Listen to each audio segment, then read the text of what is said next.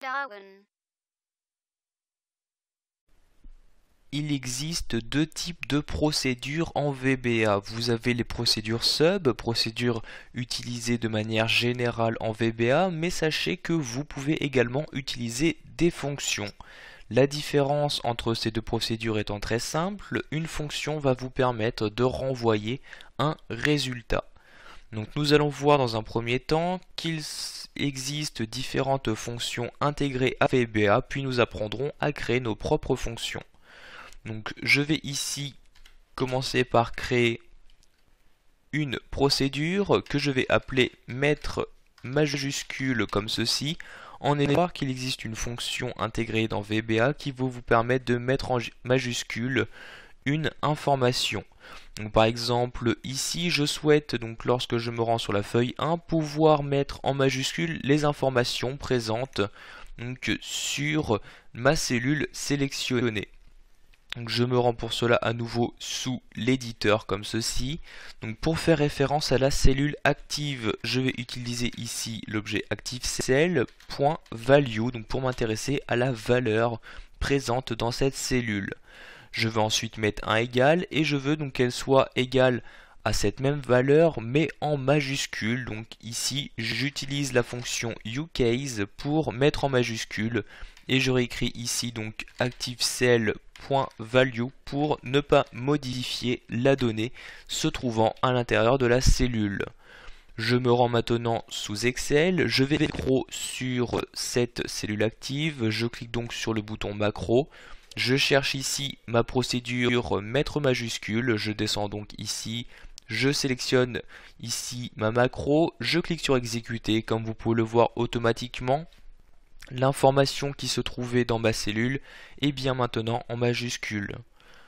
Donc sachez que si je retourne ici sous VBE, vous allez donc pouvoir de la même manière utiliser les différentes fonctions intégrées disponibles. Donc fonctions intégrées qui s'utilisent toujours de la même manière, vous insérez ici leur nom et entre parenthèses vous renseignez les différents paramètres obligatoires ou facultatifs à cette fonction.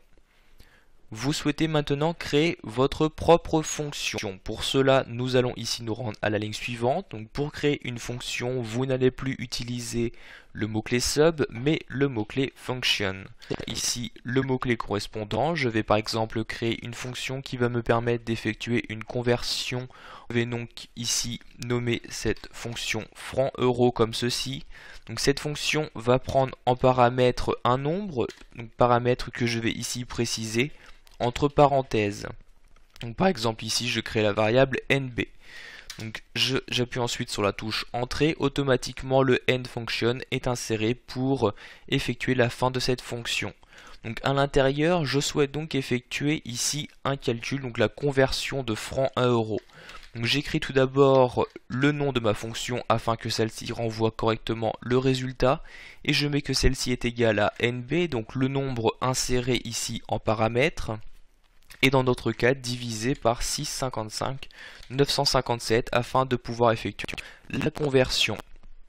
Nous allons maintenant utiliser cette fonction de conversion dans une procédure.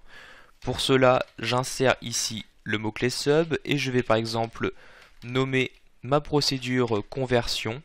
Je vais ici déclarer deux variables, donc une première variable franc qui va accepter donc en utilisant le type double une valeur en francs et une variable euro que je vais également utiliser donc en double. Je vais maintenant donc demander à l'utilisateur une valeur en francs. Je fais donc ici le nombre de variables est égal à la fonction inputBox. Donc ici je vais mettre saisissez une valeur. Donc je ferme ici les guillemets et la parenthèse et maintenant je vais effectuer mon calcul. Pour cela je vais utiliser la fonction que nous venons tout juste de créer. Donc je mets tout d'abord ici la variable euro qui est égale à et j'utilise ici ma fonction donc là, que j'ai nommée franc euro comme vous pouvez le voir dans cette partie là, et en paramètre je vais donc utiliser ici la variable franc qui a été renseignée par l'utilisateur. J'appuie ici sur la touche entrée et dans la dernière ligne je vais tout simplement afficher un message box de la variable euro afin que l'on puisse me renvoyer correctement le résultat. j'appuie sur on me demande une valeur. Je souhaite par exemple connaître la conversion de 100 francs. J'insère ici 100, je clique sur OK. Comme vous pouvez le voir, j'ai comme résultat 15,24. La conversion a donc correctement été effectuée. Je clique maintenant sur OK. Nous allons pour finir voir quel est l'intérêt d'utiliser les fonctions sous Excel. Donc je vais ici me rendre sous Excel, par exemple sur la feuille numéro 2. Donc je vais ici insérer différentes valeurs, donc par exemple ici 152 et 87 comme ceci.